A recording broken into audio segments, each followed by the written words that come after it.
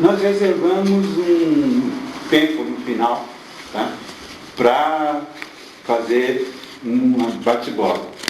Então, nessa primeira parte, a gente pede o seguinte: se alguma coisa que for dita não for compreendida, perguntem na hora, tá certo? Ou se tem alguma coisa que vocês lembram que é importante para acrescentar, acrescente na hora. Mas as perguntas que podem envolver coisas maiores e levar para outras questões, deixa para o final, para não quebrar o ritmo total da exposição. E a gente preparou uma exposição bem chuta e breve, exatamente para poder permitir o diálogo. Bom, gente, nós estamos vendo tempos turbulentos, né? Em 1999 ocorreu um eclipse que Nostradamus, 400 anos atrás, tinha mencionado esse eclipse de agosto de 99. Né?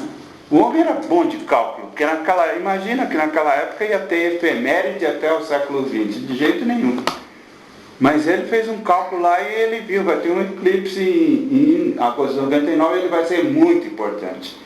Né? Então tem uma quadrinha nas centúrias que todo mundo tentou interpretar aquilo, virou um pouco, fizeram um auê. E como isso juntou, né, com a passagem do milênio, bug do milênio, o que ia acontecer com os computadores, criou uma certa reverberação na mídia. Teve muito comentário. Depois que aquilo passou, a gente chegou para mim e falou assim: tá vendo? Não aconteceu nada. Eu falei: nada? Um dia depois do eclipse, tá, teve uma série de terremotos da Turquia até Bangladesh, que é exatamente a penumbra que o eclipse cobriu, que foi uma coisa impressionante, morreu gente pra caramba.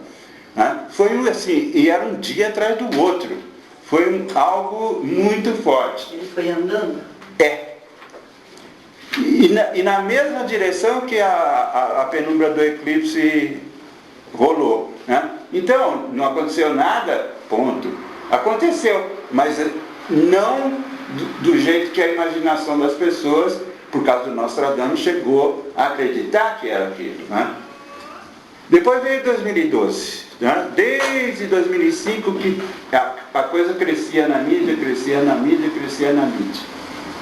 Se a gente for olhar esses últimos 20 anos, a quantidade de filmes de catástrofe no planeta, né, ultrapassa com certeza uma dúzia. Foram mais de 12 filmes, pelo menos desses que chamaram a atenção, que atraíram o público e tudo mais. E um deles, se eu não me engano, se chamava 2012. E para combinar isso, no meio dessa história toda, um grupo de bilionários, né, pelo sim, pelo não, resolveram fazer uma arca de Noé. Né? É um banco de sementes na Finlândia, na região do Ártico. Vai saber que boa parte da humanidade suma de circulação, os que sobrarem vão poder contar com esse banco de semente lá na frente para poder recomeçar toda essa história. Quer dizer, é algo que chama a atenção de uma maneira muito forte, que as pessoas investirem dinheiro, isso foi dinheiro privado, né? Pessoas investirem dinheiro numa coisa dessas. E pessoas que se julgam, né, racionais, etc, etc, etc. Eu estou falando tudo isso para dar uma ideia da turbulência, né, e de como esse tema, ele, de uma forma ou de outra, está instalado aí. Existem várias visões do mundo contemporâneo. Né? Eu reduziria essas visões assim, as mais importantes são 3. A primeira delas é otimista. O que eles dizem basicamente? Dizem o seguinte: olha, nós chegamos a um ponto de civilização na história humana, né, em que nunca se viveu tanto. Né? A extensão da vida é cada vez maior. Nunca houve um acesso tão grande para a maioria da população humana de bens e serviços que 100 anos atrás era restrito para uma minoria de ricos e aristocratas. A educação e a saúde estão amplamente universalizadas. Tá certo? Quase todos os cantos desse planeta existe algum sistema básico de educação e saúde públicas. Né? Só não existe isso mesmo em alguns lugares onde tem uma conflagração miserável, na África, etc, etc.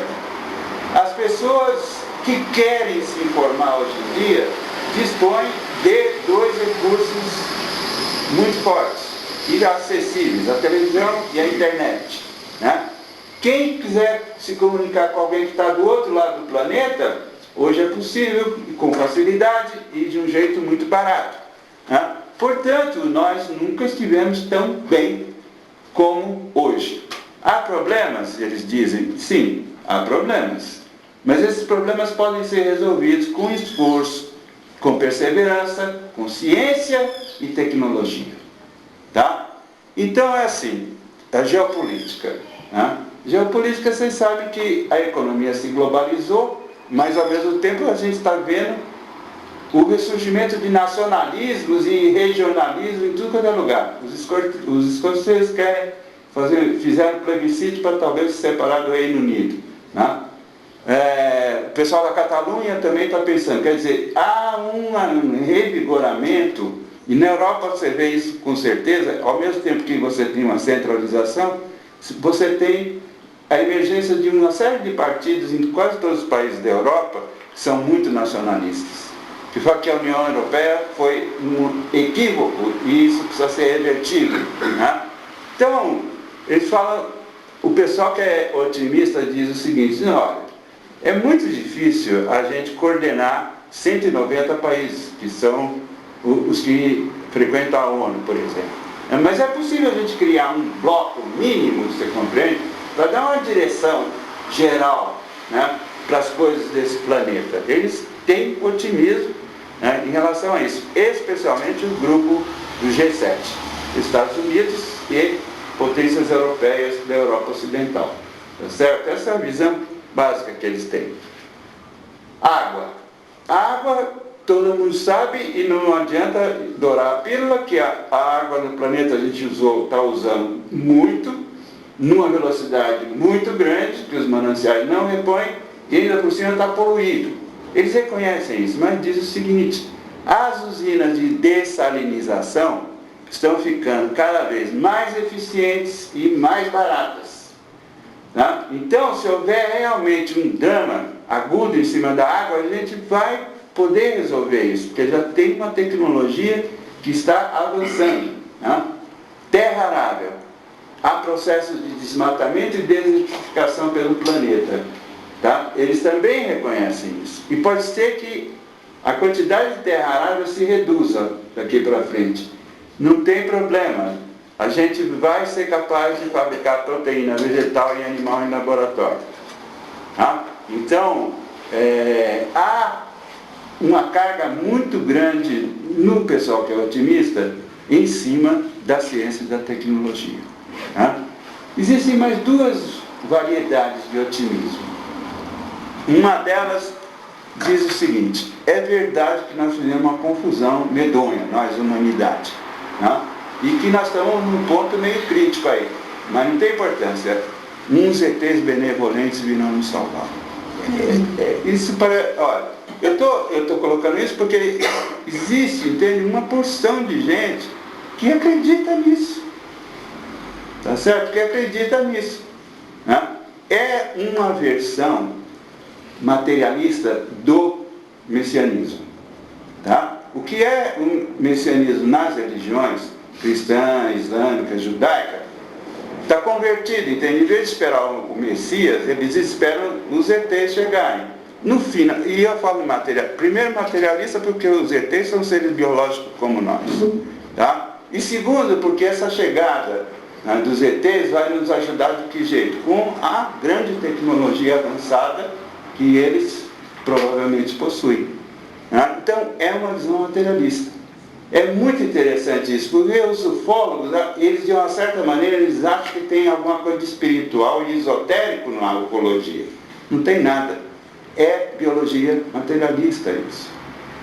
Tá? É uma transferência, você entende, de uma imagem religiosa para uma imagem biológica e muito baseada na tecnologia. A outra posição otimista tem a ver com algo que o Constantino vai explicar para vocês adiante. Que assim, a primavera no hemisfério norte, ponto vernal, como a gente chama, tem um deslocamento por causa do eixo da Terra.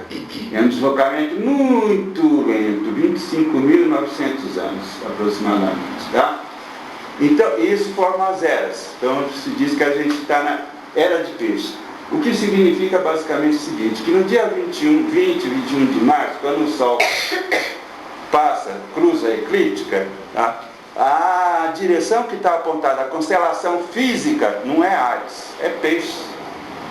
Tá? Existe uma diferença entre a astrologia que os orientais praticam, que é sideral, e a nossa, que é tropical. Né? A nossa tropical não importa qual que é a constelação física que está no fundo. Importa que naquele Áries a gente define pelo dia que o Sol aparentemente cruza a eclíptica. Na realidade a Terra está cruzando. Né? Está no final da constelação de Peixes, esse ponto vernal.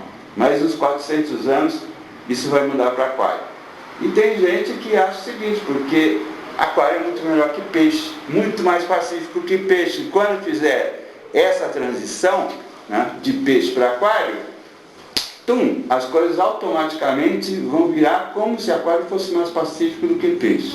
Eu não sei de onde essa ideia apareceu, mas essa é a coisa que é vendida, né? E ainda por cima isso foi popularizado, né, numa peça de teatro da Broadway, tá certo? Que virou um filme depois, né? A Era de Aquário, tá? Mas é uma outra vertente otimista da visão da história. Segunda vertente são os realistas. Os realistas dizem o seguinte, olha, os problemas chegaram a um ponto crítico. E se a gente não fizer nada agora, e começar a fazer já, tá? Esse século vai presenciar um monte de conflito, de caos. Tá? Do ponto de vista puramente natural. Né? Ambiental, climático, geopolítico, econômico. É uma análise naturalista. Eles são realistas, mas eles são naturalistas. Eles só estão olhando as questões que estão aí, que são palpáveis, do mundo sensorial. Para eles, a raiz de todo esse problema está numa pequena ideia, que foi ganhando força depois da Segunda Guerra Mundial, que é basicamente a seguinte: se todos os governos dos países desse planeta fizerem uma política econômica sensata, todos os povos poderão ter o nível de vida que os americanos e os europeus têm. Tá? Na década de 70, um monte de gente começou a pensar, acho que não. Acho que os recursos que existem no planeta, e especialmente para o crescimento da população, né, eu acho que não vai dar para todo mundo ter, né, o nível de vida que os americanos e europeus têm.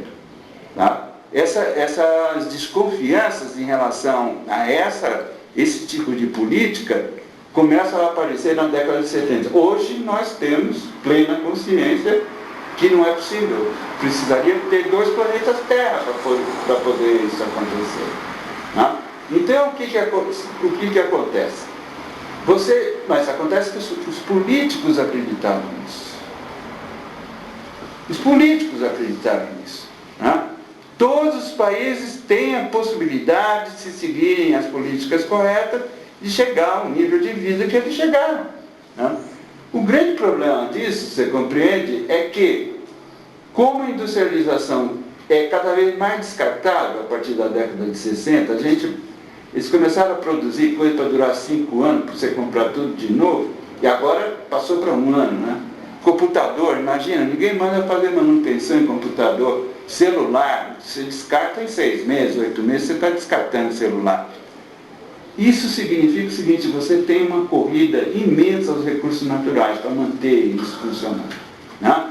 E quando China e Índia, por exemplo, que tem uma população enorme, entram nessa corrida, essa corrida pelos recursos naturais fica maior, cada vez maior ainda. Do outro lado, você tem um problema assim, da poluição que isso provoca e do descarte do lixo. Tá? O que tem sido, o que os americanos e europeus pegam de material eletrônico descartado e não sabem o que fazer, eles estão descartando na África. Eles vão lá, dão um dinheirinho para um governo qualquer da África e descartam. Fica aquela guichaiada toda com o resto de celular. Acontece que esses aparelhos têm chumbo e têm metais tóxicos. Tá? E a população que vai lá remexer nisso, você compreende, fica exposta, né? E a coisa infiltra também na terra, às vezes pega aquífero, manancial, etc, etc, etc. Então, essa corrida é uma corrida desvairada que está poluindo o planeta, né? Começando a mexer, né? Com a dinâmica climática. Tem muita discussão sobre essa questão do aquecimento global. Né? Eu nem vou entrar nisso, tem controvérsia entre eles. A climatologia é uma ciência muito recente, né? Então está engateando e erra mesmo, não tem problema. É assim que a ciência empírica é constituída, tentativa, erro, até chegar a alguma coisa. Mas o que é inegável nesses últimos 20, 30 anos é que os eventos climáticos extremos, ou seja, secas, enchentes, furacões extremados, né, estão aumentando ano a ano.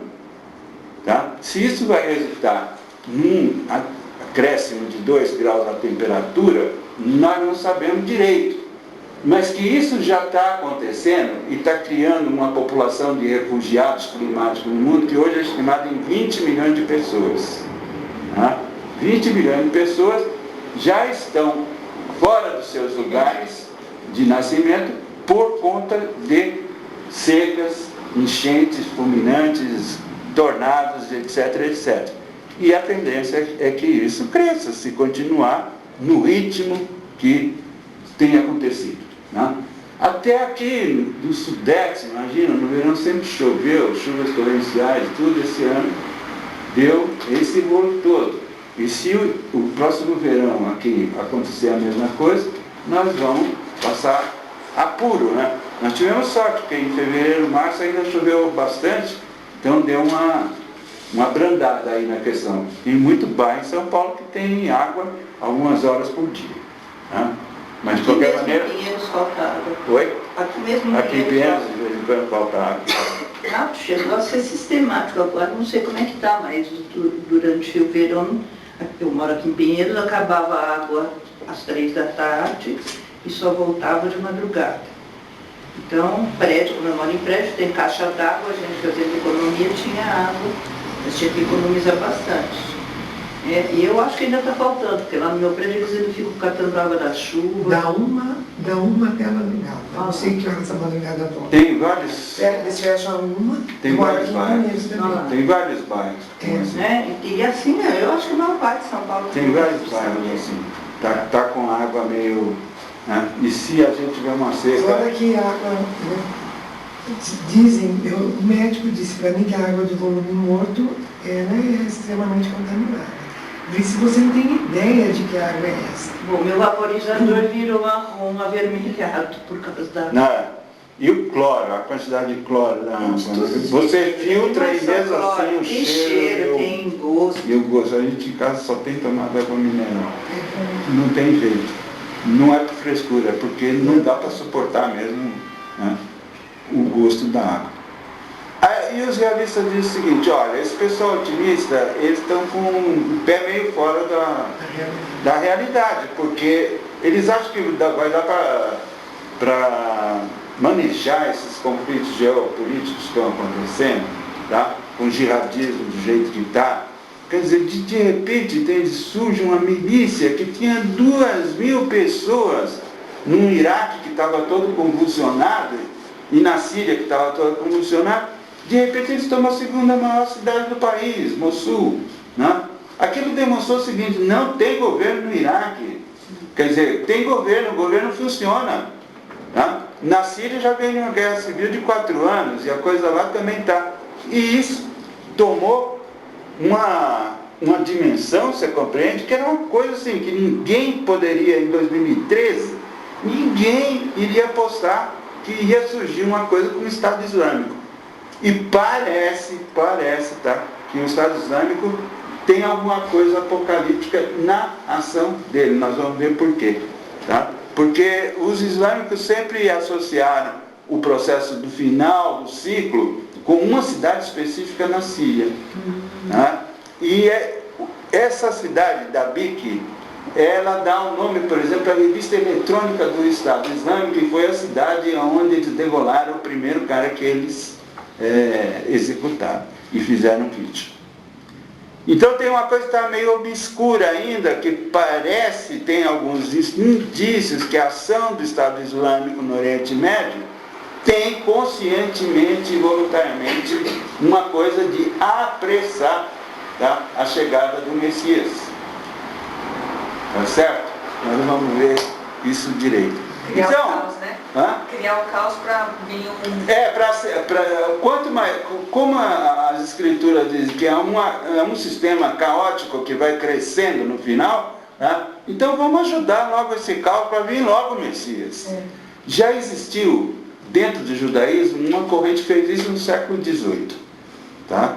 E que a maioria dos religiosos judaicos condenaram totalmente, porque aquilo era uma aberração, um pecado, isso é o tipo de coisa que não se deve fazer. Né? Acelerar o caos para chamar uma intervenção divina o mais rápido possível. Isso é uma coisa que passa na cabeça das pessoas. Já passaram, continuam a passar. Né? Já que a coisa está aí, vamos acelerar logo de uma vez, porque assim, inclusive, encurta a agonia. Tá? Se nós entramos realmente em processo de agonia, vamos encurtar. É o que, por exemplo, os filmes de catástrofe promovem, tá certo? Pode ser, entende, que a gente teve um processo que começou lá na Primeira Guerra Mundial e vai esticar não sei até quando. Mas os filmes catástrofe, mas isso é terrível, né? Que vocês gostariam de ter um ataque cardíaco e pifar em 5 minutos, ou ficar 10 anos num hospital sendo cuidado com a doença degenerativa? Tem o ataque cardíaco, não é isso? Os filmes catástrofe oferecem isso. Tá? Em 3 dias, tchau e bênção. A maior parte da humanidade, 3 dias, tchau. Acabou toda a coisa. Então, quer dizer, esses problemas geopolíticos estão aí, e agora os Estados Unidos também está fazendo um cerco na Rússia, na China, declaradamente, né? Não é uma especulação, não é uma indução, são coisas oficiais, ditas em discursos oficiais do Obama, e, quer dizer, isso não ajuda absolutamente nada a pacificar e mostrar uma via, um caminho para a paz. Namorando Cuba agora? Tem Cuba de um lado, entende? Mas ele está fazendo essa coisa com Cuba, mas ao mesmo tempo está cercando a Rússia. Estão cercando a Rússia. Você compreende? A Rússia é um regime cleptocrático, tá certo? Ou seja, é o regime dos ladrões. Tá? É verdade, eles assaltaram o que sobrou lá do comunismo, pegaram as empresas estatais, distribuíram lá e agora estão lá. Mas é verdade também que os Estados Unidos estão cercando. Né? Essa semana mesmo a OTAN começou a fazer uma instalação de tanques, mísseis, desde a Estônia, lá em cima no Báltico, tá? Até a Ucrânia. Na Ucrânia, agora vem alguém e coloca um canhão no seu quintal. Você vai ficar assistindo aquilo tranquilo e vai lá perguntar para o cara o que ele quer. Né? É mais ou menos o que eles estão querendo fazer. Você entende? De Kiev até Moscou não tem 1000 quilômetros. Tá? E eles querem instalar todo um armamento moderno na fronteira. Né? E assim, eles estão lutando pela liberdade do povo ucraniano. Tá? Estão lutando pela liberdade do povo ucraniano. Quando teve a revolução ano passado, que depuseram o presidente, a primeira medida que foi tomada pelo novo governo em Kiev foi pegar todo o ouro que tinha no Banco Central da Ucrânia e levar para os Estados Unidos. Lá é seguro. Na Alemanha não é seguro. Entende? Na França não é seguro. Em Frankfurt, onde fica o Banco Central Europeu, não é seguro. Tem que levar para os Estados Unidos. Aí pegaram o ouro e levaram para os Estados Unidos. Em suma, É desse jeito que a coisa funciona. E tem gente que acha que vai dar um jeito com uma certa facilidade nisso. Não vou. Né? Então, a posição realista é assim. Os problemas estão aí. Alguns deles chegaram num estado crítico. E se nada for feito, nós só podemos esperar que esses conflitos vão aumentar. Conflitos por causa de água, de terra, de tudo quanto é coisa. Né? E nós vamos viver no século XXI uma era de conflitos e um caos cada vez maior. Tá? De uma certa forma, isso é uma visão apocalíptica também. Mas é uma visão apocalíptica que não tem nada de espiritual. É uma visão puramente natural do processo. E a terceira maneira de olhar tudo isso é a religiosa. Né? A religiosa vê a história humana com um sentido, uma direção, né? E um certo pré-ordenamento. E nisso todas as grandes religiões coincidem. O final é extremamente parecido. Há uma brutal inversão de valores. Conflitos familiares e sociais explosivos. Desastres naturais como nunca se viu antes. E uma balbúrdia sideral também. Né? O Apocalipse cristão é cheio de coisas siderais, mas não é só o cristão, não. Mesmo uma religião que desapareceu praticamente, não é praticada, como a escandinava, você tem uma descrição do final do ciclo, que eles chamam Ragnarok, né? Que quando isso foi conhecido no Ocidente, foi traduzido, ninguém acreditava, porque era tão parecido com o esquema básico, era tão parecido com o Apocalipse cristão, né? Fala, isso é cópia, eles devem ter copiado. Não, eles não tinham copiado. Eles, quando escreveram essas coisas, que tinham tradição oral muito longínqua, né? Não foi cópia não, foi bem anterior a todo o contato que eles tiveram com os cristãos na Europa, né? Ocidental. E é muito bonito o Ragnarok, apesar de descrever uma situação assim, terrível, né? É escrito em verso, é muito bonito, e o final é muito bonito. Porque eles falam que tem uma destruição, deuses, anões, gigantes, humanidade, vai tudo pro brejo, né? Chama Ragnarok? Ragnarok. Né? Tem tudo uma destruição, tem desenhos animados com esse tema. Tiraram muitos personagens, o Odin aparece, o Thor, né? Todo esse povo combate no Ragnarok. E todo mundo, é uma guerra de extermínio, todo mundo acaba se exterminando. Sobra um deus jovem, que se chama Balder, que é um adolescente. Aí o final do poema é muito lindo, eles mostram que a terra vai florescer novamente, o Balder vai recriar a humanidade, e os velhos deuses vão ressuscitar e vão sentar para contar as velhas histórias e tiriri, tarará. É muito bonito. Né? Mas aí todo mundo ficou muito impressionado quando isso foi traduzido para as línguas ocidentais. Então, essa é uma visão, né? É uma visão muito, para nós ela é muito inquietante, porque desde que a gente estava no útero da mãe da gente, que a gente ouve falar de progresso e evolução. Né? Então, se está em progresso e evolução, como pode terminar as coisas desse jeito? Né? Numa confusão cada vez maior. Mas é exatamente isso que a gente vai encontrar, tá? Na doutrina védica, tá certo? Na religião persa madeísta, né? Do Zoroastro, no judaísmo, no cristianismo e no islamismo. Tá? É uma visão que todos eles compartilham. Na China, que eu não encontrei, é gozado, o calendário chinês está em 4.760 e poucos anos. Né?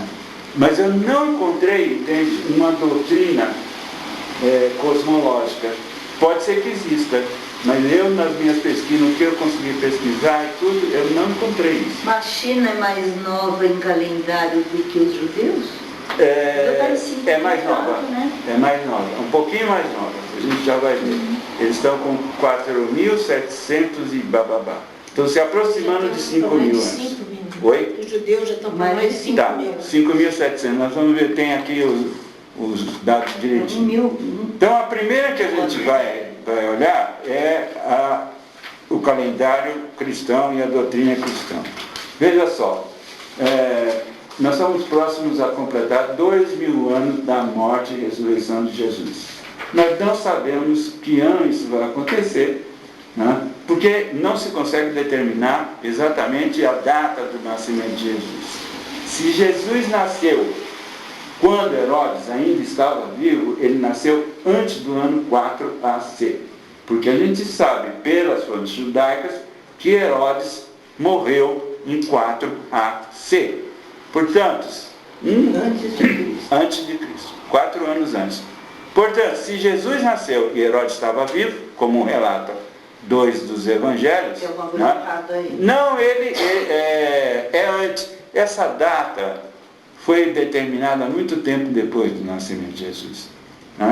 Não tem nem certeza sequer se foi no dia 25 de dezembro que aconteceu o nascimento. Tá certo? Dia 24, dia 25. É uma data simbólica, porque está muito ligado com o equinócio de inverno. Isso tem todo um simbolismo enorme na antiguidade. Mas, de qualquer maneira, está próximo.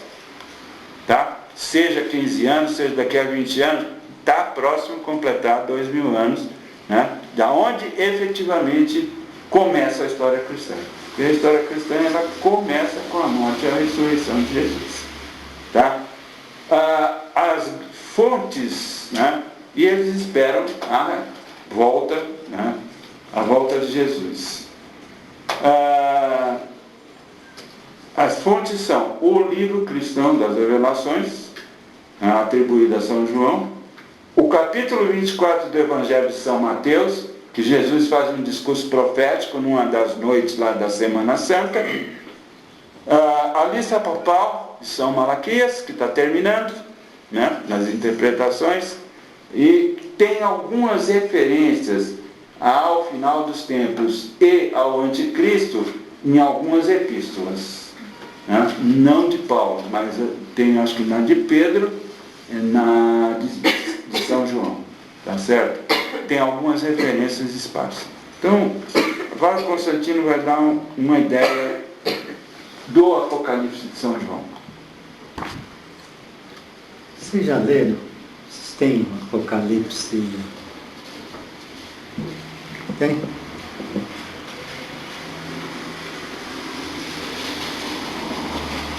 É um livro bem denso.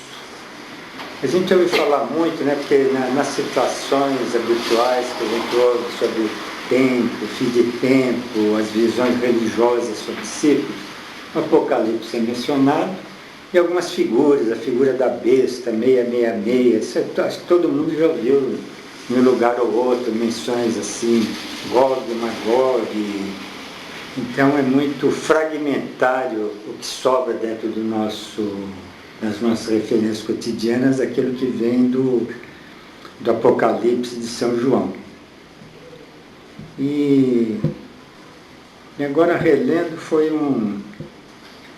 uma boa experiência de ver que de fato aqui um auê de uma confusão, assim, não tem uma historinha bem contada, assim, linear dentro dos nossos padrões modernos. É uma sucessão de eventos que se repetem, se repõem, tem a restauração do reino, depois mais 1000 anos. Então, em algumas situações já fiz com um pequeno grupo uma tentativa de ler, falar assim, o que a gente pode entender, usando os recursos de cada um, de compreensão simbólica, psicológica, histórica. Até coisa interessante, eu estou lembrando do Patrick Poe, um francês que agora está radicado no Brasil e dando curso. Interessante, porque foi com ele que pela primeira vez eu vi alguém falando assim, sabe a ordem das igrejas que ele fez? Porque tem, logo de começo tem as 7 cartas que são feitas e o Apocalipse começa assim, com a repreensão de 7 igrejas, 7 cartas para 7 igrejas. Mesmo aquelas que estão dentro do contexto, seguindo a ordem, seguindo a lei, já tem observações e desvios, de correções a fazer, enfim, aquela assim, rédeas curtas no movimento, né? Está assim, tem alguma coisa seguindo o ensinamento cristão, mas precisa corrigir isso, precisa corrigir isso. E são 7 cartas, 7 cidades. O Patrick pôs aquilo no mapa e falou, olha, está vendo, isso faz como uma coluna de chakras. Olha que interessante, o simbólico que está por trás de cada igreja.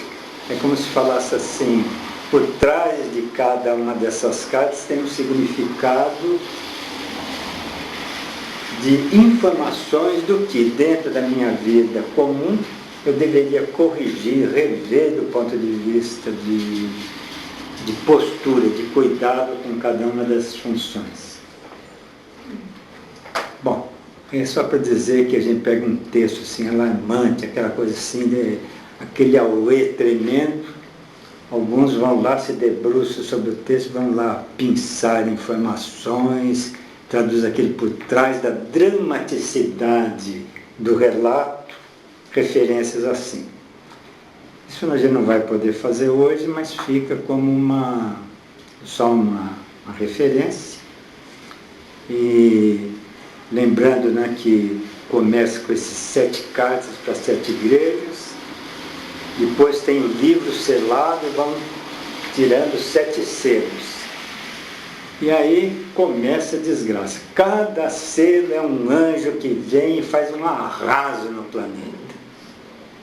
E é uma coisa atrás da outra, são os mares, as terras, não sei o quê, nem o sol escapa. Quer dizer que são atuações, como o Rui estava lembrando, siderais, cósmicas, não é uma coisa assim, só eu, ser humano ali, não é essa combinação de determinações, de ocorrências celestes, são sempre anjos de alto nível, que eles são mensageiros do Senhor, são esses que desencadeiam a fúria do Senhor.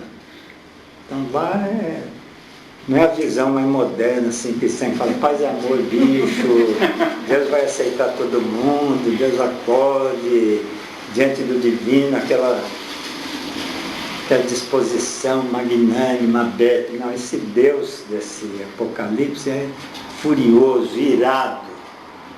E toda a correção que é feita no humano vem assim pelos 7 anjos de forma bastante turbulenta. Cada coisa é um terço da humanidade que desaparece, é um terço dos mares, mais vira sangue. Quer dizer, desde sempre foi previsto que toda construção tem o desmoronamento. E aí já aparece nessa parte inicial do Apocalipse os 144 mil justos. Dá 12 vezes 12 mil, né? Nós vamos ver isso de novo, logo com os islâmicos também.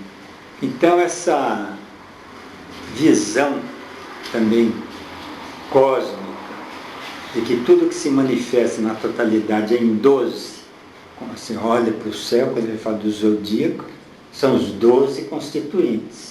São 12 qualidades fundamentais, que visto do ponto de vista mitológico, fica assim uma coisa assim, 12, uma sequência, mas do ponto de vista mais estrito, os 4 elementos com as 3 forças, positivo, negativo, dentro de uma visão bem abstrata, você também pega as 4 qualidades fundamentais, as 3 forças, pronto, está descrito 12. Então 12 apóstolos, enfim, tudo que tem no judaísmo como 12, as 12 tribos. Quer dizer, toda a totalidade se manifesta sobre 12 ângulos, 12 aspectos, 12 qualidades fundamentais. E em cada uma delas 12 mil, e tem os 144 mil eleitos, aqueles que já têm uma marca, que mantiveram a fidelidade aos ensinamentos, a correção ética de atitude moral, e eles serão relativamente preservados das turbulências que irão aparecer. E vem as descrições dos selos, um atrás do outro, uma tragédia seguida a outra. Fome, peste, morte. Isso. Tudo que a gente já conhece. Os 4 cavaleiros.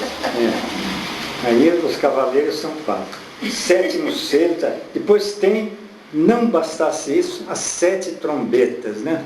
Aí vem do céu a manifestação, as 7 trombetas, toca uma trombeta também, e aquele arraso. Então, até uma apresentação quase repetitiva dessas 7 forças atuando no cosmo conhecido, provocando alterações, mudanças, limpezas, e sempre de uma forma assim, muito drástica, intensa, que tem a ira do divino e morte, e a coisa violenta, o ceifar e tudo. E quando toca a 7ª trombeta, aparece o céu, e o santuário e a Arca da Aliança. Aí ele fala, agora está resolvido, né? Que fez, corrigiu, não sei o quê, abre o céu, então o espaço sagrado se manifesta, mas aí não para. O dragão, essas forças malignas, aquele que é sedutor, a maldade que vem, que é a expressão do diabo, reaparece, e a mulher que estava para dar luz, essa é perseguida, então precisam proteger, separar do dragão, vai, disfarça, ela tem que, enfim, uma peripécia de preservação, que o fruto que virá dessa mulher seja preservado da fúria destrutiva dos dragões, do diabo, da manifestação. E elas tomam cuidado, tomam conta da coisa. Aí vem as feras, e essas feras aprontam de tudo, né?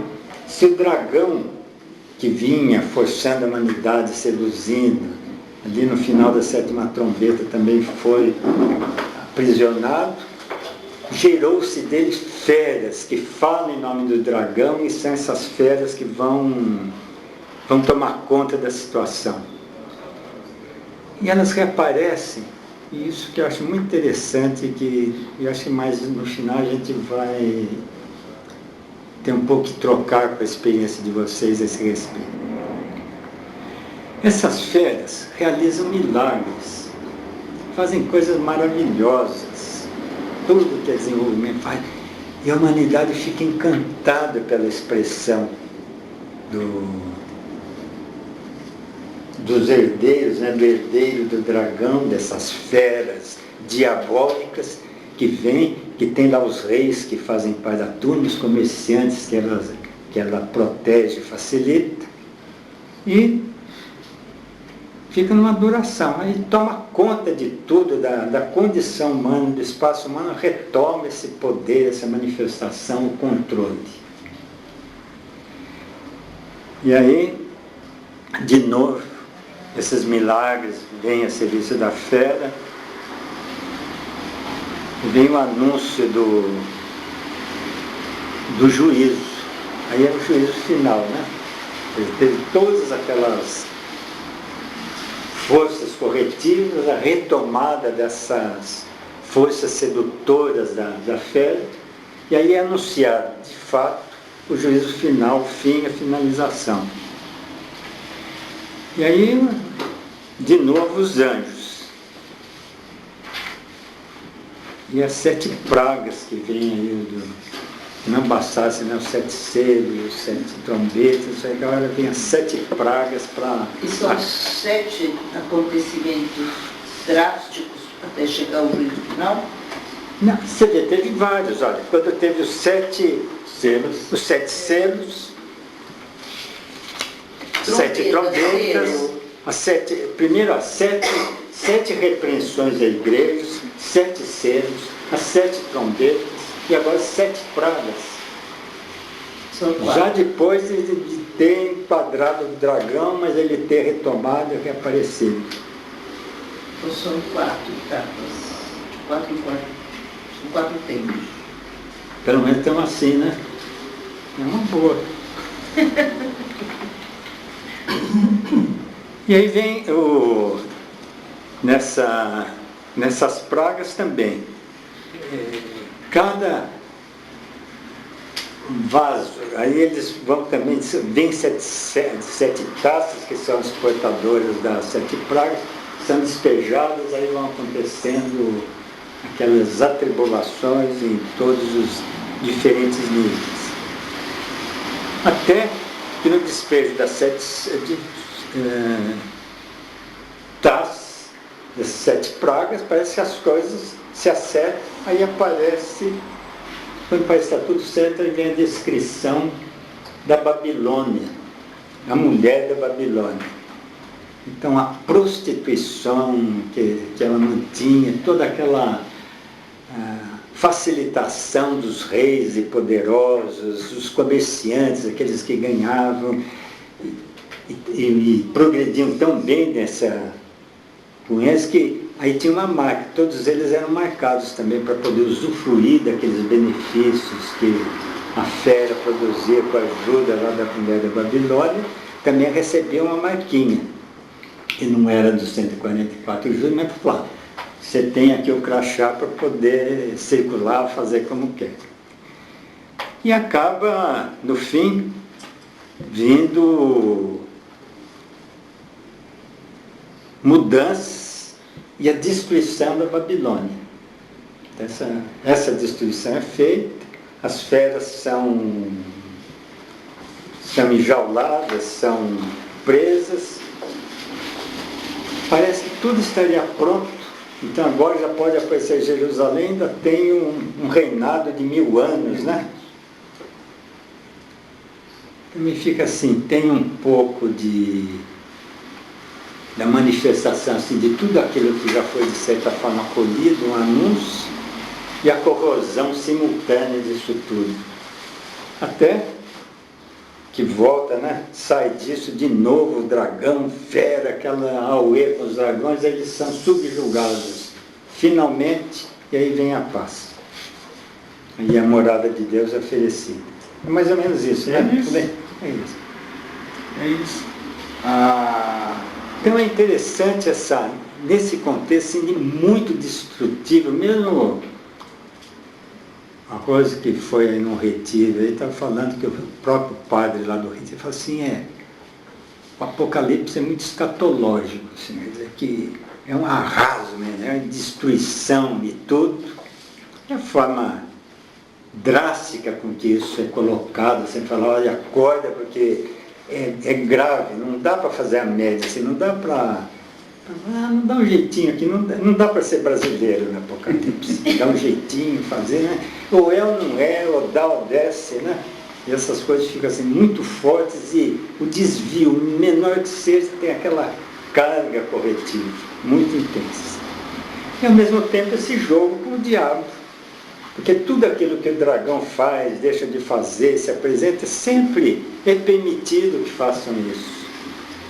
E mesmo os anjos, quando tem algumas passagens lá, quando eles vão, ceifam, colhem coisas da terra. Então tem anjos e diabos assim numa situação bastante mobilizadora, dramática. Agora, o que não é dramático, vamos dizer assim, é a sedução que as forças do dragão e da fera fazem para seduzir, para e que sempre é o anúncio da crise, daquilo que está se agravando quando todo mundo embarca no canto da sereia. Isso. Tem essa maravilha. Depois a gente pode pensar quais são as nossas maravilhas encantadoras aqui na hora do debate. É só para recapitular aí a pedido do professor Apocalipse. Esse texto, ele primeiro, teve uma grande discussão se ele entrava ou não no cânone cristão. Né? Não foi uma coisa simples de admitir esse texto. No final, incorporado, mas houve uma discussão se ia ser incorporado ou não. Há uma grande discussão sobre o autor do texto, né? Porque tem gente que acha que esse São João, que é atribuída a redação do texto, as visões e a redação do texto, tem gente que acha que era o apóstolo, mas tem gente que acha que não, que é outro João. porque tem uma diferença muito grande na escrita, no estilo, por exemplo, entre o Evangelho de São João e o Apocalipse. Tá? Então e finalmente tem outra discussão que é interessante, que é assim, no primeiro século, a maior parte da comunidade cristã, que ainda era pequena, né, esperava que esse Apocalipse, a volta de Jesus, se dessem rapidamente. Era um evento que eles estavam esperando não muito distante, entendeu? Era uma coisa que estava para acontecer. E ninguém sabe também quando é que foi escrito o texto do Apocalipse. O que a maioria dos estudiosos hoje admitem é que deve ter sido nos anos 90, porque houve a primeira grande perseguição contra os cristãos que o Império Romano fez foi exatamente nos anos 90, no reinado Domiciano. E eram perseguições e torturas com a crueldade que não tinha tamanho. Tá? Então, muita gente fala, ali onde fala de Babilônia, se entenda Roma, por exemplo. Tem gente que fala o seguinte, que o nome do Nero, né, escrito em um alfabeto grego, daria o 666 do texto. Né? Então, não seria tanto um texto. Tem religiosos, estudiosos religiosos, que argumentam assim, não é um texto que está voltado para o futuro, é um texto que fala do presente. Do presente que eles estavam vivendo. Né? Das perseguições, do Nero, tarará, tarará, tarará. Pode ser as duas coisas. Isso que fala mais Pedro, que do pedaço que ele viu, é ad infinito, né? A renovação e a destruição, a renovação e a destruição. Não, é uma vez que ocorre. Aí, eu sinto que o Rui está mencionando o seguinte, dentro de um olhar, esse que é o nosso problema de entendimento dessas fontes sagradas, se a gente toma isso como fazendo parte da herança que a gente tem da origem, do sagrado revelado pelo cristianismo, se isso tem a ver com o sagrado, então está falando de um conhecimento transcendente. E aí não fica... Quer dizer, o cristianismo aparece, não é lá só para 100 anos ali. Aparece como um impulso de manifestação do sagrado numa comunidade, que é o que acontece no mundo ocidental. Quer dizer, ele também não tem criação espiritual nesse sentido, né? O cristianismo nasce dentro de uma corrente cristã, judaica, de transmissão, uma corrente viva do sagrado. É como se tem um ramo que vem alimentar a Europa, que estava precisando dessa renovação. Quer dizer, é uma das formas de ver como que os ciclos se fazem. Mesmo o judaísmo não vem do nada, também tem as fontes que alimentaram e permitiram aquela expressão. Então, visto assim, está relacionado ao ensinamento transcendente sagrado na linguagem que corresponde ao tempo. Você vai lá no budismo tibetano, aquilo é dentro de um contexto, inclusive porque tem ciclos e renovação, nenhuma linguagem é durável. Ele estava lembrando lá do calendário maia, não sei o que, nada, mesmo aquilo que é tomado como sagrado, como revelação, dura para sempre. Ganha formas, são formas perecíveis. Mas por trás dessa forma tem um conhecimento. Ele é perecível porque muda a condição social das zonas, e para de entender, precisa ter uma renovação. Agora, se a gente tivesse a pretensão de falar, não, eu consigo traduzir os ensinamentos, eu consigo traduzir o sagrado, eu tinha que pegar, entrar no Apocalipse ou em qualquer um dos evangelhos e falar, olha, aqui o essencial é o seguinte, quer dizer, por trás de cada parábola, por trás de cada analogia, o ensinamento é esse. Isso fica muito difícil da gente fazer no Apocalipse, é isso que eu estou querendo dizer. Uhum. E como o Rui está dizendo, se é um ensinamento é para mim hoje. Quer dizer, para mim hoje. Para quem estava lá nos anos 90, e é para mim hoje, em 1900 e 2000. Nesse sentido, quer dizer que se tem essa fonte, a tradição está viva e aquela corrente de manifestação do sagrado está viva, aquele texto pode ser aplicado em qualquer situação. Agora, quando a gente começa a querer dar uma particularização histórica, não, isso é só para os anos 90, tudo bem. Como ele estava dizendo, olha, vem dos anos 90, você pode provar que foi escrito. Ou seja, ele vai usar a linguagem e o contexto simbólico expressivo daquele período. E tem coisas que não é daquele período. Por exemplo, quando a gente fala sete selos, sete isso, sete aquilo, não é anos 90. Não, claro que é outra coisa. Portanto, essa mescla faz parte desses desafios aqui, de ter todas essas conotações de linguagem, de referência, do tempo e aquilo que está por trás, simbolicamente, ou do ponto de vista do conhecimento mais alto, se transmitindo pela forma. O livro das revelações cristãs não é uma novidade, tá? É uma continuação de uma rica literatura apocalíptica que já existia no judaísmo, tá certo? Dentro da tradição judaica, a gente vai ter o seguinte, a gente vai encontrar passagens apocalípticas no livro do profeta Isaías, Ezequiel e Daniel, tá? Além disso, pelo menos 4 ou 5 textos apocalípticos que não entraram no cânone judaico, são considerados apócrifos, foram atribuídos a Esdras, a Baruque. Tá? Então existia um material apocalíptico na literatura judaica de pelo menos uns 400 anos que precedeu o cristianismo. Tá? Então as imagens que tem no Apocalipse cristão não saíram do nada, já tinha uma pré-história anterior. Tá? Até os essênios, que é uma seita dentro do judaísmo, tá? Também tinha um rolo, um dos rolos que foi descoberto no Mar Morto, é chamado O Combate da Luz contra as Trevas. É um texto apocalíptico. Tá? Ele foi escrito antes da era cristã também. Nós não sabemos exatamente quando, mas foi antes, entre 200 a.C. e o nascimento do cristianismo. Ele já existia. Os cabalistas, nós estamos no ano 5776, no calendário judaico, que é um calendário lunar, tá?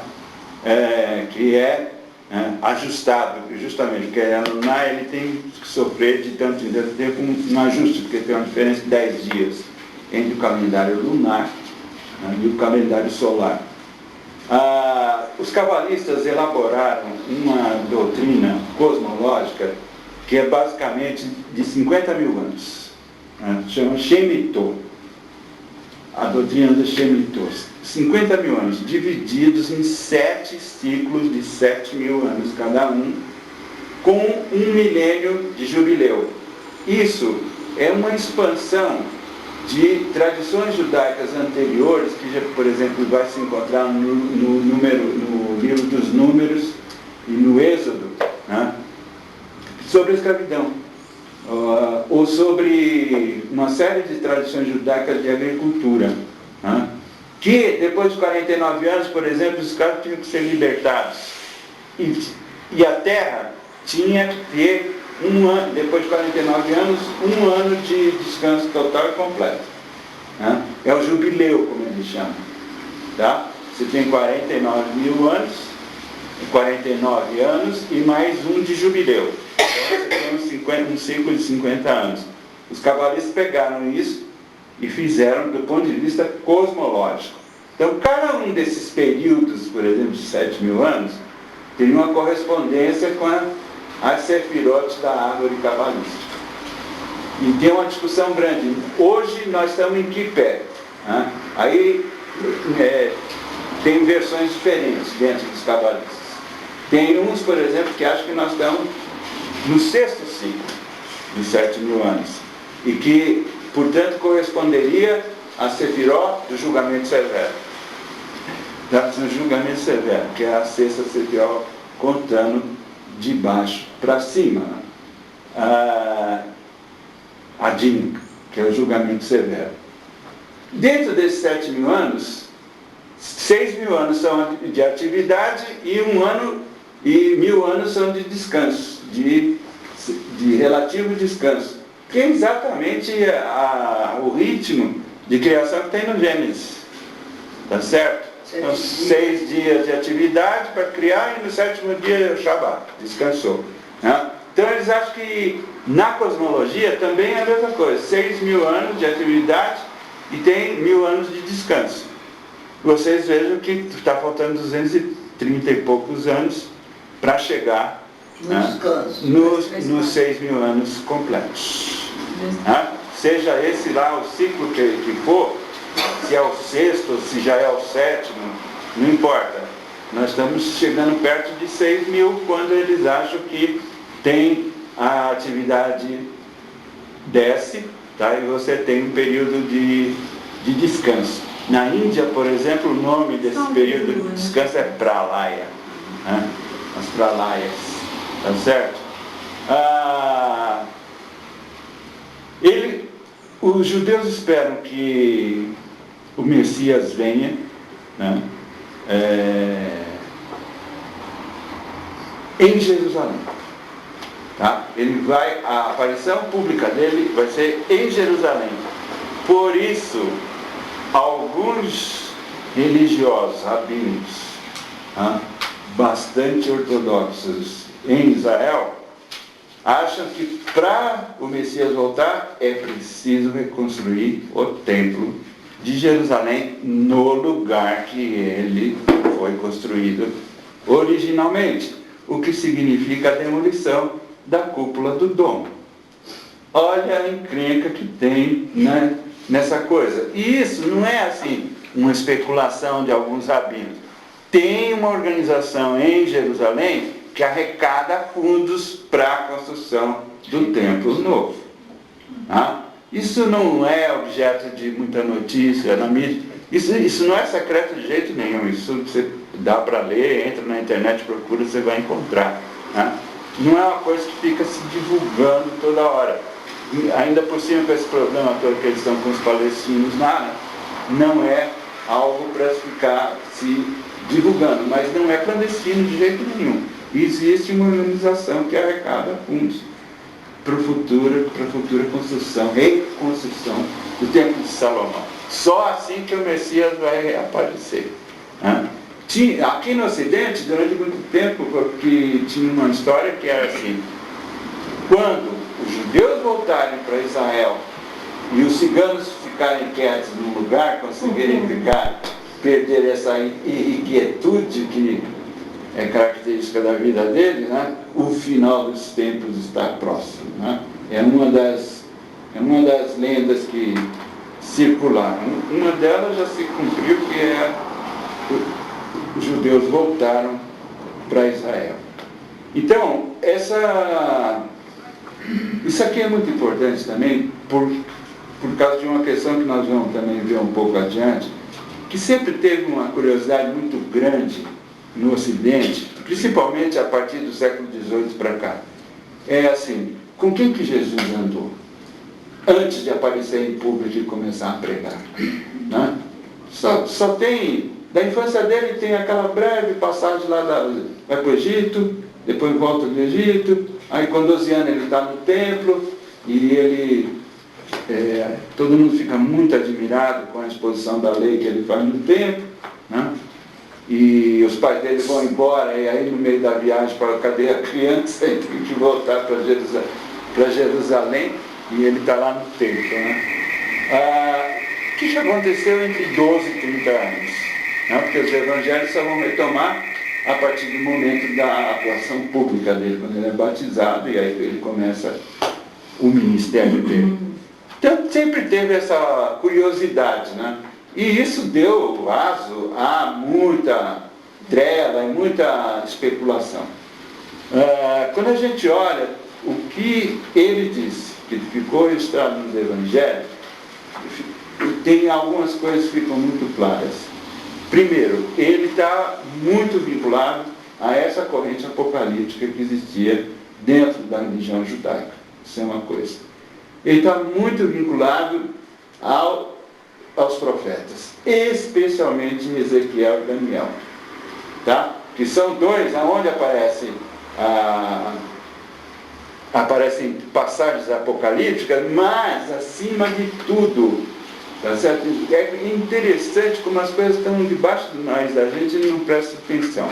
Jesus, ele se referia a ele muito mais como filho do homem do que como filho de Deus. Tá? Ele não se referia a ele como filho de Deus. Ele falava do filho do homem. Quando ele queria falar a respeito dele na terceira pessoa, ele falava o filho do homem. Onde nós encontramos essa expressão? A primeira vez é no livro de Ezequiel. Né? Que é muito importante porque Ezequiel é aquele profeta que é exilado para a Babilônia e que tem a visão da carruagem.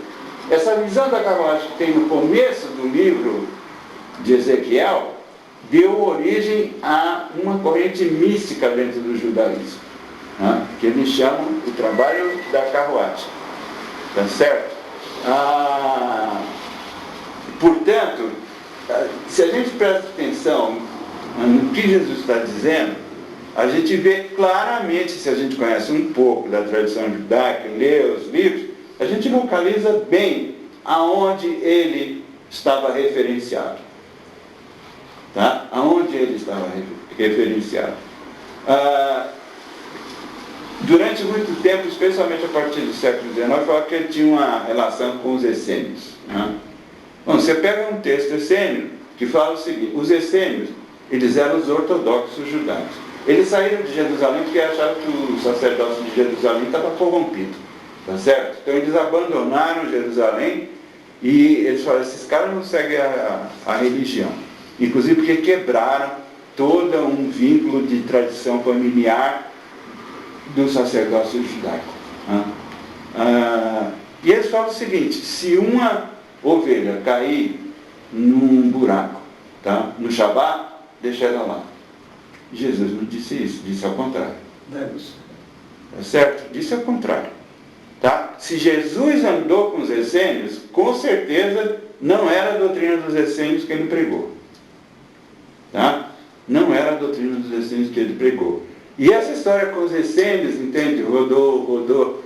Publicaram livros sobre isso, né? Mas basta você, em termos de ler os textos com um pouquinho de atenção, que você vê ali claramente que não é o caso. Então, há uma continuidade, né, do judaísmo para o cristianismo e há uma ruptura também. De uma certa forma, você compreende, os judeus nunca se dispuseram, né, a pregar sua doutrina para os outros povos. Eles achavam que aquela doutrina Deus tinha dado para eles. E acabou. Houve uma tensão interna no judaísmo, especialmente depois do período da Babilônia, para falar: não, Deus é universal, a gente precisa pregar isso para todos os povos. Mas não, o movimento que acabou prevalecendo, entende, foi nacionalista mesmo. De uma certa maneira, o cristianismo, por que os cristãos pegaram os livros judaicos e botaram junto na Bíblia? Isso inclusive ajudou muito os judeus a se preservarem. Né? Uma das coisas que ajudou os judeus a se preservarem como povo com uma identidade própria foi justamente que os textos dele estavam espalhados pelo mundo inteiro depois que o cristianismo se espalhou. Correto? Então, existe uma continuidade e uma ruptura. Né? O cristianismo, de uma certa maneira, veio para espalhar o núcleo da doutrina hebraica, especialmente as normas de conduta, coisa ética, né, para o resto do mundo. Os islâmicos estão no ano 1438. Tá? Também eles têm um calendário lunar, tá certo? Que é um calendário móvel. Então o Ramadã, por exemplo, acontece cada época do ano diferente. Né? Vai recuando. E eles de vez em quando, por causa dessa diferença, eles têm que fazer um acerto. Faltam 2 anos para chegar a quanto? 1440? 1440. 12 vezes 12. 12 vezes 12. Mas você falou que os judeus estão em 5.700 Tá, 5.776. Você não ficou com um papelzinho desse? Tá certo? Então, esse 1440 é um número importante do ponto de vista simbólico e cíclico, né? Porque ele envolve de novo, né? Ele envolve de novo os números 12. Né? Veja só, o que estava acontecendo com o cristianismo em 1440? Tá? A Igreja Católica estava numa crise miserável, tinha 3 papas simultaneamente. Tá certo? Cada rei queria impor seu papa. Né? Essa é a crise que a religião cristã católica estava atravessando em 1440, do calendário cristão, do calendário ocidental. Né?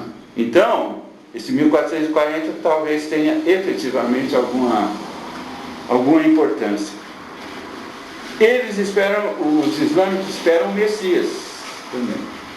Né? Eles acham que Jesus foi um grande profeta, uma personagem divina, mas o Messias é outra coisa. Tá? Mas é interessante isso. O Messias lá é chamado de Mahdi al-Qaim. Tá certo? Há uma diferença entre os sunitas e os xiitas em relação a essa espera do Messias. Porque os xiitas têm... Essa divisão, basicamente, é uma divisão política. Porque os xiitas, basicamente, eles falaram o seguinte: quem tem que suceder o profeta Maomé e ser califa, né, dos muçulmanos é um descendente, é um parente do profeta Muhammad. Tá certo? E os sunitas falaram: não há necessidade que seja. Pode ser qualquer muçulmano, né, devoto, piedoso e ortodoxo. Mas isso deu guerra, entende? Deu matança do genro do Ali, né? O genro do profeta Muhammad, entende? Que é celebrado até hoje, em falar já no Iraque, o pessoal chicoteia as costas, aquela coisa toda. Eles acham que eles tinham uma cadeia de imãs que foram se sucedendo. O filho do Ali foi o 5º imã, e o 12º desapareceu. Tá? Então eles acham que o 12º imã está escondido até hoje, que ele sobreviveu, está escondido até hoje, e que ele vai ser o Messias quando ele voltar a aparecer em público. Mas de qualquer jeito, eles também esperam o Messias. Agora, faz esse desaparecimento? Há muito tempo, no século IX mais ou menos, o 12º imã desapareceu. Século IX do nosso calendário. Mas olha só, o Messias que o Islã espera vai ser ajudado por Jesus. Tá? Isa. Tá? O Jesus é chamado de Isa no Alcorão. Jesus é mencionado no Alcorão. Moisés, todo mundo é mencionado no Alcorão. Quer dizer, o profeta Muhammad estava totalmente a par do que era o judaísmo, do que era o cristianismo. E ele falava, né? Ficou uma coisa imperfeita, porque os homens são imperfeitos. Então Deus deu a terceira chance.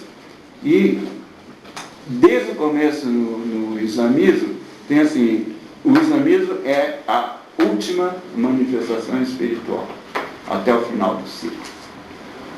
Eles têm razão numa certa perspectiva.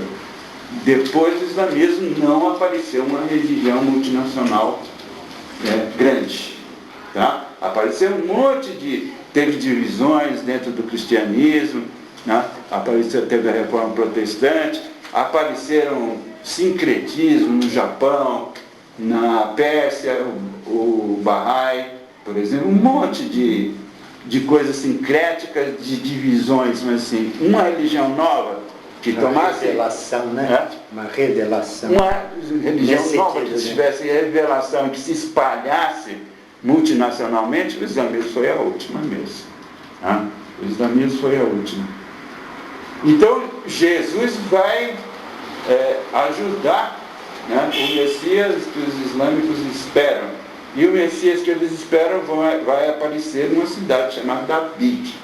E eu não encontrei explicação para isso. O material apocalíptico dentro do islamismo não está no Alcorão, está nos hadiths, tá? Que são uma coletânea dos ditos dos profetas e dos companheiros do profeta. E eles também têm um tipo parecido com o anticristo, que chama o Dajjal, né? Ele é um grande enganador. É interessante isso também, né? Porque a principal característica, ele é um mentiroso e um grande enganador e sedutor, o Dajjal. E o Dajjal vai ter um reinado e vai seduzir as pessoas durante 3 anos. Durante 3 anos. É gozado que tem algumas referências muito vagas aos períodos dentro do texto do Apocalipse cristão, né? Quanto tempo o filho vai ficar naquela situação? De vez em quando eles usam assim, semanas, né? 3 semanas e meia. Mas você vê que essas semanas não são semanas. Eles estão usando a palavra semana para abreviar um conjunto de tempo maior. No budismo, gente, principalmente na Sutra do Lótus, existe uma colocação de que vem um Buda e proclama e roda, né, gira a roda da lei, tá certo? E que a cada 500 anos a eficácia dessa proclamação decai, tá? E vai decaindo, cada 500 anos que passa vai decaindo, até que 2.500 anos depois há a necessidade de que venha um novo Buda para girar de novo a roda da lei e proclamar a doutrina que é adaptada a esse tempo que nós vivemos. Se a gente pega a morte do Siddhartha Gautama, ninguém sabe exatamente quando é, mas a maioria dos estudiosos acho que é 480 antes de Cristo, tá? A morte dele, né? Nós estamos para completar 2.500 anos do Maitreya aparecer. Tá? Então vocês vão vendo que os calendários são diferentes, mas existe uma certa proximidade, alguma coisa todos esses calendários que tem algo, né, de bastante convergente. Doutrina védica, essa é bastante detalhada, né? De todas as doutrinas que existem, do ponto de vista cosmológico, a mais detalhada é a védica, né? Eles mostram ciclos de trilhões de anos. Um ano na vida de Brahma, por exemplo, né, que são 365 dias e noites na vida, é trilhões de anos. Nem a astrofísica moderna dá aí 13 bilhões e 700 milhões, né, para o início desse universo que a gente vive e conhece, né. Eles falam de coisas do ano de Brahma, por exemplo, de trilhões de anos. É impressionante que essas coisas foram escritas na antiguidade, há 2, 3 mil anos atrás. Como é que alguém imaginava, entendeu? Coisa de trilhão de anos, né, lá atrás. Nós estamos no ano 5117 da Kali Yuga, né? E eles esperam Kalki, um novo avatar de Vishnu, tá certo?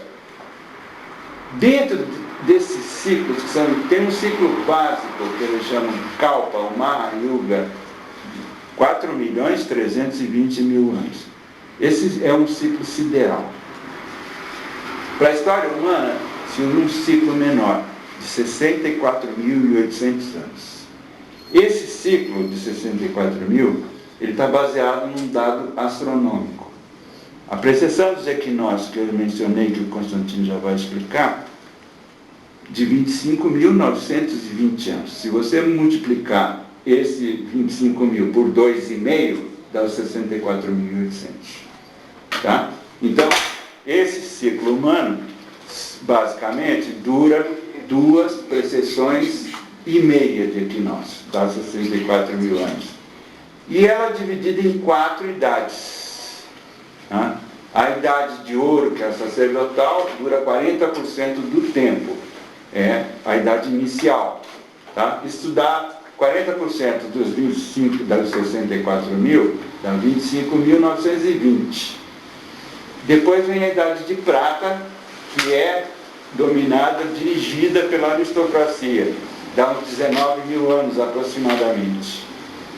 Depois vem a Idade de Bronze, que é dirigida pelos empresários, pelos empreendedores, né? Dá 12.500 anos aproximadamente, isso é 20%.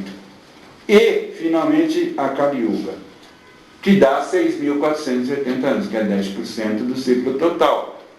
Então, veja só, ela vai decrescendo na qualidade dos metais, ouro, prata, bronze, vai no sentido decrescente. Mas Tá é certo? 6 mil e quanto a Kali Yuga? 6.480 anos. Então eu pensei que estivesse no fundo da Kali Yuga, não está ainda. Tá? Com tudo isso nós vamos esperar? Peraí. Mas já se passaram 5.117 anos. Então, se é 6 mil... Faltam 1.300. Então- É o período mais longo que tem. Dentro de todos Eu esses... tinha uma esperança de acabar o fim. Dentro de todos esses calendários, é o mais longo. Esse mais longo. botão passou de Capricórnio, eu falei, pronto, chegou o fim da Kali Yuga e limpou tudo. Não, veja, por exemplo, quem faz as contas? Quem faz as contas com o cômputo sideral, tá? Seriam 432 mil anos a Kali Yuga. Tá certo?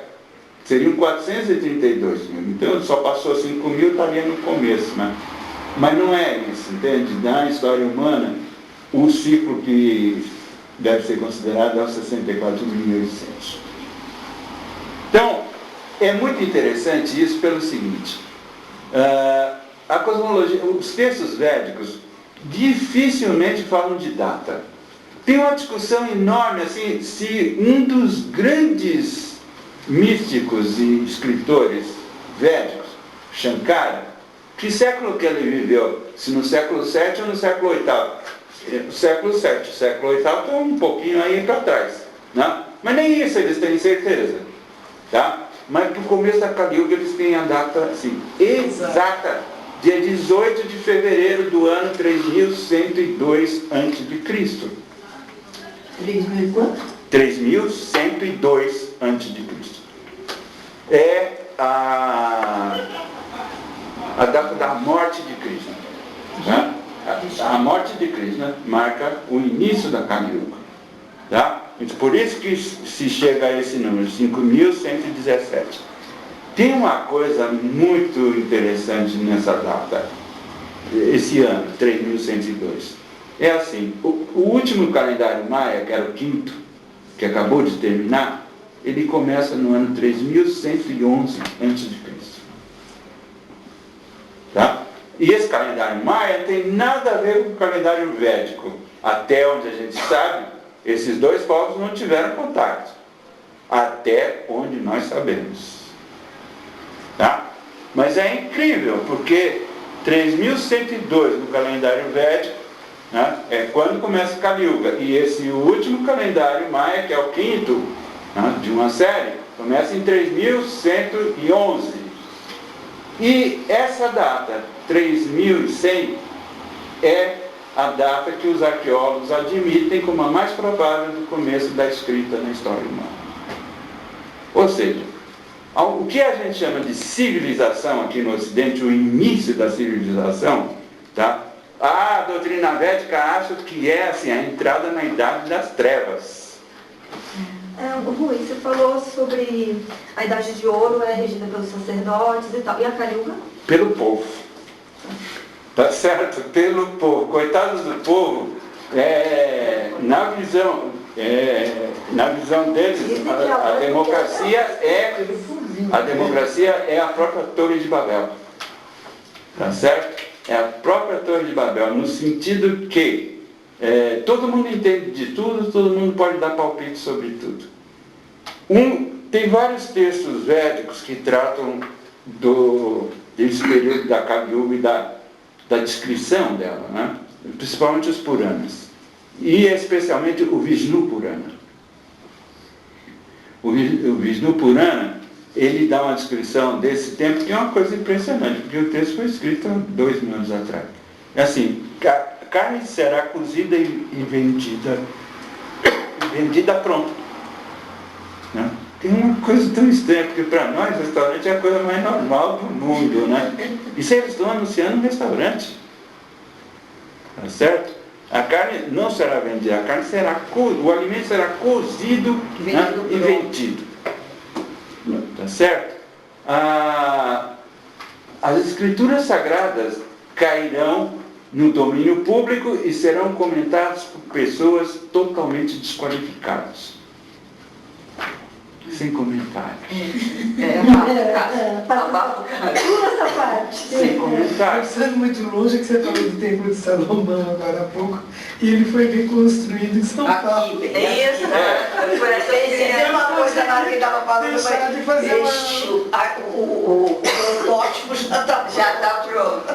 Deus, vem aqui buscar, né? Não, olha, o Vishnu Purana, por exemplo, eu encontrei uma versão em português, alguém dedicado a ele fez uma versão em português que eu achei que está razoável, acha na internet. Acha na internet. Tem uma versão em inglês e tem uma versão em português do Vishnu Purana. Quem tiver interesse, a passagem que trata da Kali Yuga está no capítulo 6 do Vishnu Purana. Tem uma 6. A descrição é uma coisa impressionante. Principalmente assim, quando isso foi escrito. Ninguém sabe direito, mas é muito antigo, provavelmente 2000 anos atrás. E tem coisas assim, entende? As pessoas serão avaliadas pela propriedade que elas têm. Já certo? As mulheres virarão objeto de desejo sexual de todo mundo. E acabarão escolhendo seus maridos por causa do patrimônio que eles têm. 2000 anos atrás. Isso já estava escrito, né? Há 2000 anos atrás. Você vai lendo aquilo, entende? Se fosse assim, Não é nesse mesmo que tem, não é nesse mesmo texto que tem a história de que a gente vai comer fora e vai degenerar células. Coisas Vai do comer tipo. fora e vai Coisas do degenerar tipo. células.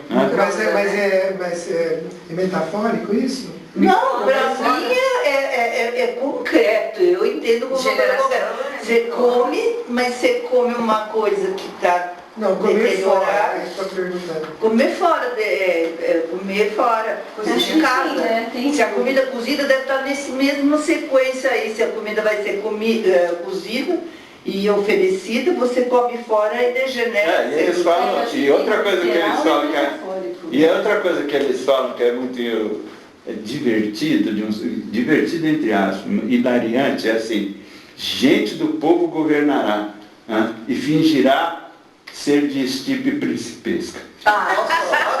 Olha só. Tá? Tem coisas assim. A pessoa que gravou isso, escreveu isso, tinha uma visão perfeita, né, concreta. Não, e o que é impressionante nessa visão é exatamente o nível de detalhamento que tem nesse texto, né? Do Vishnu Purana. É impressionante o detalhamento, o grau de detalhamento que eles dão sobre Faltou falar condições. que teria um dedo a menos. Bom. Falta detalhe. O Consta colocou uma nota aqui sobre a crise do mundo moderno do Guénon e depois ele vai falar da precessão dos equinócios. Então,